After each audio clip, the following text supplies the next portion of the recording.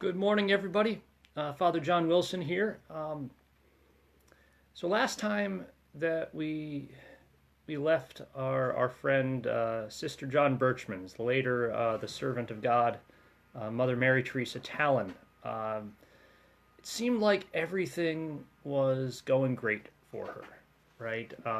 She was in San Francisco teaching in this new school. She was um, very fruitful in her apostolic labors, reaching out to a lot of boys who are hard to reach, even sending boys to the seminary even.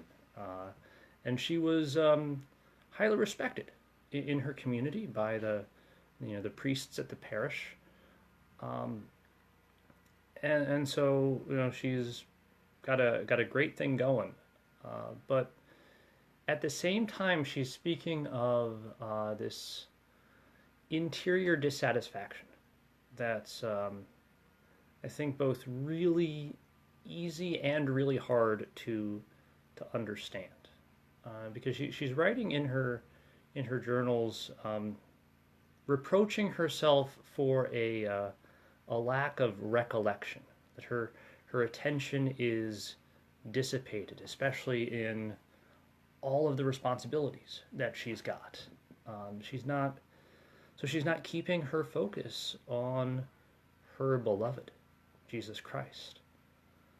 And we might hear that she went through that and think, well, hey, I know exactly what that's like. Um, in a certain sense, distraction is the defining vice of our age, right? It's our world is set up to keep us from um, keeping our interior peace and focusing on the life of Christ in our soul. Um, and she actually had a really beautiful moment. This is after her annual retreat in the year 1898. She talks about returning from the retreat, and she's praying in her convent chapel, and she's in tears, and she's basically saying, Jesus, do I really have to go back to another year of ignoring you?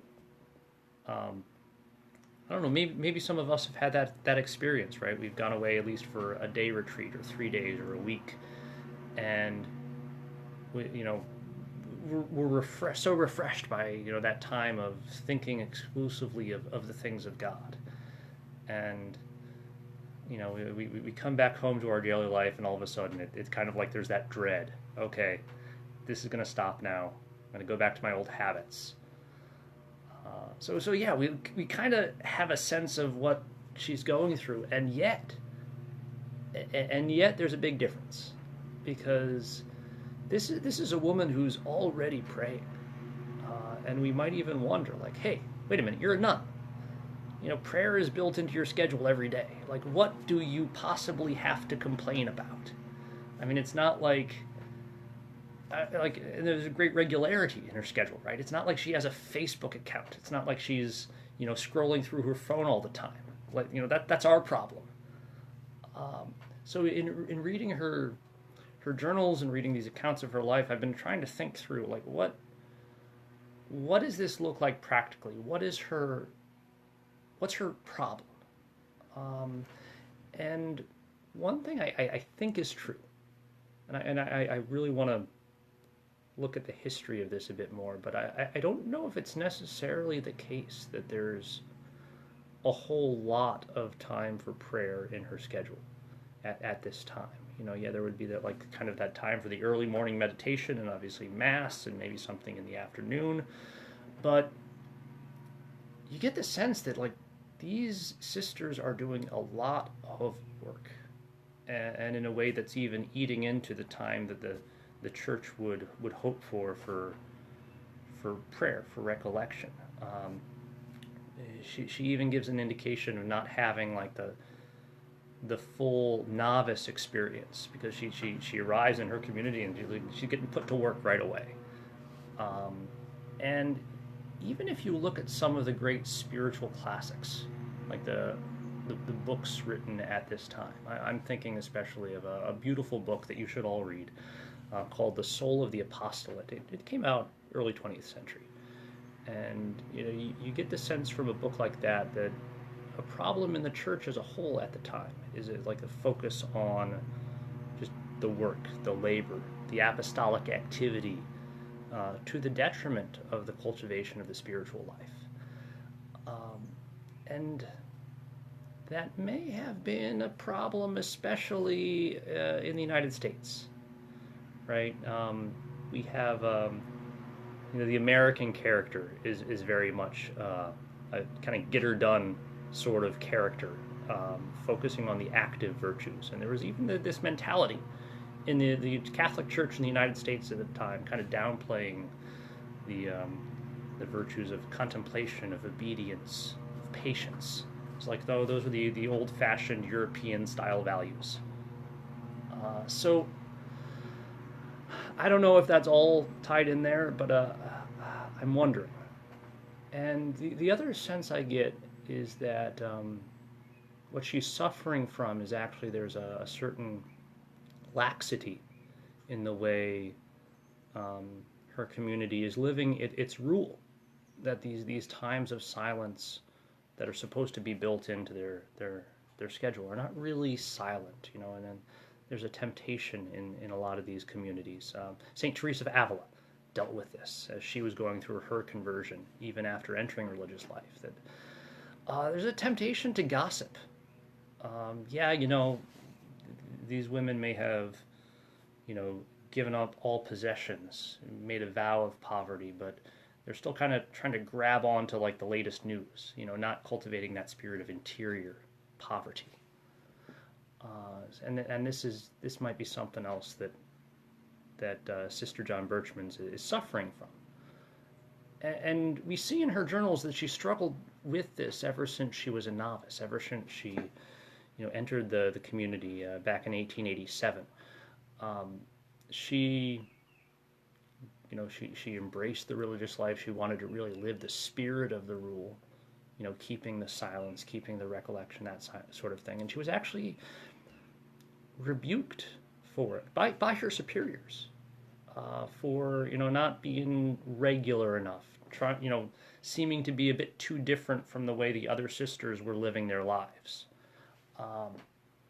And that's not necessarily. Her superiors weren't necessarily crazy. You would worry about a certain spiritual pride in someone who's just starting out. It's like, yeah, you know what? I'm going to be the best sister ever, and look at me, look at how prayerful I am. And yeah, you want to humble that. You don't want to get someone in a state of kind of spiritual monomania. That's a true danger. But by 1900, she's had some experience in this life, and that invitation to really give herself to Jesus in deeper contemplation has been tested by this time. It's not a self-motivated urge to just be someone special. It's no, my beloved Jesus Christ is in fact calling me to give my attention more exclusively to him, to keep that spirit of contemplation. And she resolves. She resolves to do this. And she keeps that resolution even at great cost. Again, what does this look like practically for a sister to change her habits even in the midst of living communal life in the convent? Well, it doesn't mean that like she's all of a sudden shirking her work. No, sorry, I can't help you out with that. I got to go pray now. It's more like she kept her times of silence as true silence. Perhaps when she was in conversation and there was that tendency towards gossip, toward worldly thing, would maybe try to say something to turn the conversation back to the things of God. She spoke of, in her free time, and even in her travel, either spending time in the chapel or, having her little notebooks of spiritual reflections that she would reread and keep her rooted in the things of God. And even to make sure that the way she was interacting with the sisters, she tried to detach herself from certain, it's like what is called in the spiritual tradition these particular friendships. In other words, kind of delighting in a sort of an exclusive relationship, a bond of affection with one particular sister, to kind of to the detriment of charity for all. So this is what this would have looked like, and what was so impressive about her though is she counted the cost ahead of time. She this was in her plan. Like, okay, if I'm going to do this, I have to be all the more cheerful and charitable with my sisters. And in our times of recreation, for instance, I need to be all the more obedient in taking on the work that's given me. But all the same, she suffers. Her reputation in the convent takes a hit. She becomes the subject of gossip and of reproach. Like, oh, look at Miss Goody Two Shoes, always in the chapel. And she probably could have hoped to be an example, and maybe that did happen with some of the sisters. But she also received the cross. She also received persecution.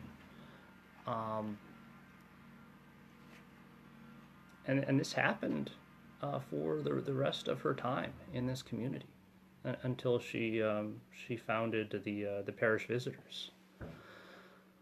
So what does this mean for us? Like, I said this is difficult to comprehend for those of us who are not religious, right? Who don't have that kind of very practical pattern of prayer and contemplation. And it is different for us, right? We're not called to the same pattern.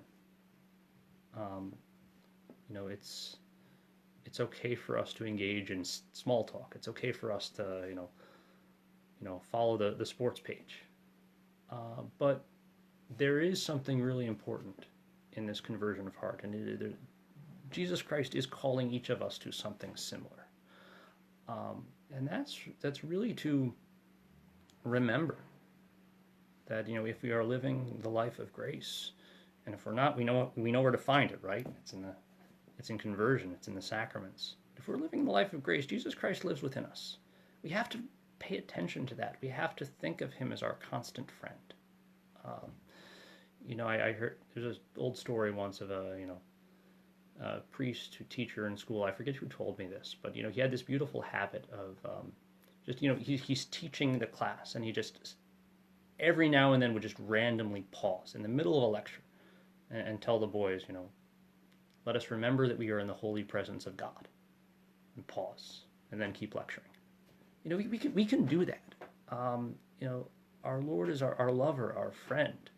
He dwells with us, and we should delight in that, and even kind of walk around in the world. That's kind of our little secret. Like, hey, I got Jesus Christ dwelling within me.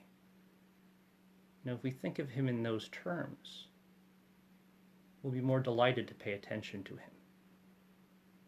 And then on the flip side too, we should pray for a share in Mother Mary Teresa's boldness in rooting out the things in our lives, even if they're not like objectively sinful. Rooting out those things in our lives that we notice are disturbing our peace, notice are disturbing our, recollection. Maybe it's some social media habit. Maybe it's that TV show that you like, but it's not. You notice it's not really good for you. And we should be bold in rooting out these things, even at the cost of people noticing. Holiness is worth it. The life of Jesus Christ in the soul is worth it. He wants so much for us. He wants to give us his friendship. And that is very worth pursuing. God bless. I'll see you guys tomorrow.